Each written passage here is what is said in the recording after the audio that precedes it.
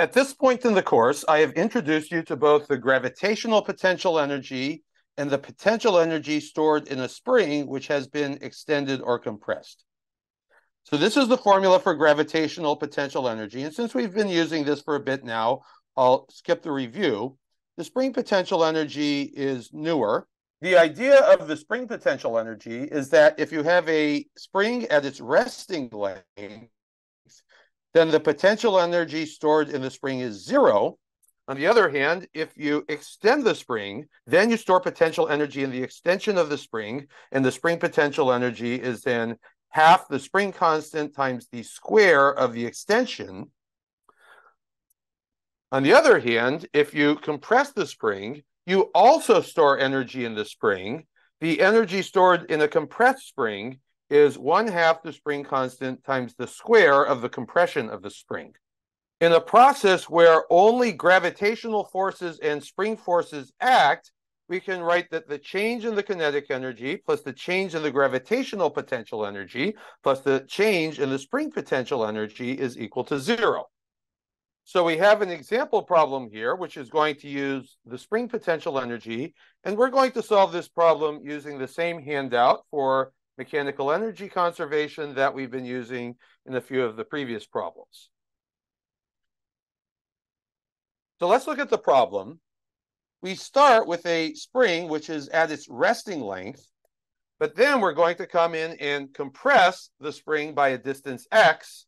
And as the spring is compressed, we're going to take two little carts, each of the same mass m, and place them against the opposite ends of the spring. So we are holding those masses against the two ends of the springs, and then simultaneously, we're going to release both masses. That allows the spring to then extend back to its resting length. But as the spring is extending to its resting length, it is pushing the two masses away from itself. And we want to know how fast are the masses going when the spring has returned to its original length. So let's look at the handout. Step 1A says draw diagrams illustrating the initial and final situations. So I already did that, but I didn't label them as initial and final. This here, that's the initial situation. This thing in the bottom here, that's the final situation. This picture up here isn't really part of the process. It's just there to illustrate the resting length of the spring. So I haven't labeled this as either initial or final. Going back to the handout, we have step 1B, set the zero level for gravitational potential energy. Now we only need to worry about gravitational potential energy when we have things moving vertically. So we're going to ignore gravitational potential energy in this problem because all of the motion is horizontal. Now let's go to step 2. We have option A, if all forces acting are conservative. The only force acting here is the spring force. That is a conservative force, so we will go with option A. And it says then, compute the gravitational potential energy, spring potential energy, and kinetic energy for both initial and final situations. However, in this situation, as I mentioned, we don't need to worry about gravitational potential energy, so we're just going to work out expressions for the initial and final values of spring potential and kinetic energy. Okay, so here's what we need. We need an expression for the initial kinetic energy. We need an expression for the initial spring potential energy. We need an expression for the final kinetic energy. And we need an expression for the final spring potential energy. Okay. So here I would invite you to pause the video and fill in these expressions as best you can, and then rejoin the video and you can see what I do. Okay, initial kinetic energy is zero because in the initial situation, nothing is moving. In the initial situation, the spring has been compressed by a distance x, and we can see from the formulas here that when a spring is compressed by a distance x, it holds potential energy 1/2 kx squared, so we can go ahead and put that in. Getting to the final kinetic energy, in the final situation, both masses are moving, so they both have kinetic energy.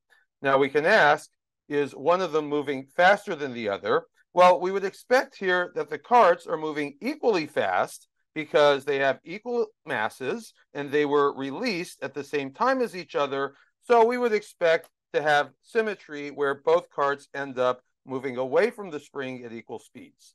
Okay, so we're going to say that that speed is v for both of the carts. So for that cart on the left, the kinetic energy would be 1/2 mv squared. For the cart on the right, the kinetic energy would be 1/2 mv squared. So adding those together, we get mv squared. In the final situation, the spring has returned to its relaxed length. And because the spring has returned to its relaxed length, it no longer holds any potential energy. So we're going to put in 0 here. Okay, looking at the handout again, we go to step 3, option A, if all forces are conservative. And we have 2 different ways to write the same equation. I prefer this lower version, change in gravitational potential plus change in spring potential plus change in kinetic energy equals 0. We are ignoring gravitational potential energy in this problem. So we just have to use that change in spring potential plus change in kinetic energy is 0. Okay. Now we can expand out those deltas. Change in anything is the final value minus the initial value. So I have final spring potential energy minus initial spring potential energy plus final kinetic energy minus initial kinetic energy equals 0. Now let's substitute. So final spring potential is 0. Initial kinetic energy is 0. So then here we have minus initial spring potential.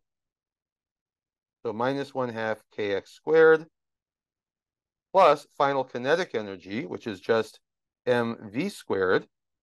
That gives us 0. We are solving for v. So let's take that minus 1/2 kx squared, move it to the right, where it gets a plus sign.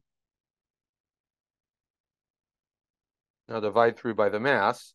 So I have v squared equals kx squared over 2m.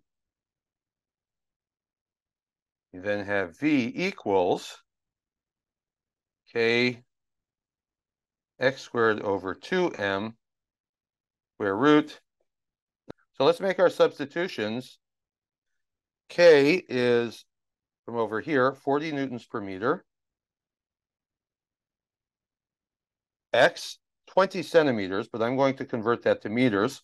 So we have 0.20 meters squared all over 2. Then the mass is 2 kilograms.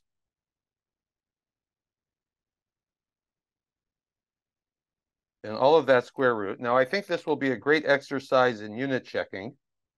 So let's see here. Newtons is kilograms meters per second squared. But the Newton that we see right here is being divided by meters. We then have meters squared from there, and then also kilograms in the denominator. All right, kilograms cancels kilograms. Here we have meters over meters. So all of this together becomes meters squared over seconds squared. Now that meters squared over seconds squared is actually inside the square root. So when we square root, we're going to get meters per second, which is what we would want to get for a velocity. So the velocity is going to be however many meters per second. And when you put all that into your calculator, I believe you will get 0.63. So coming back to the original scenario, we can see that when we release the masses, the mass over here will head to the left at 0.63 meters per second, and the mass over here will head to the right at 0.63 meters per second. So now we have completed our first example problem involving potential energy stored in a spring.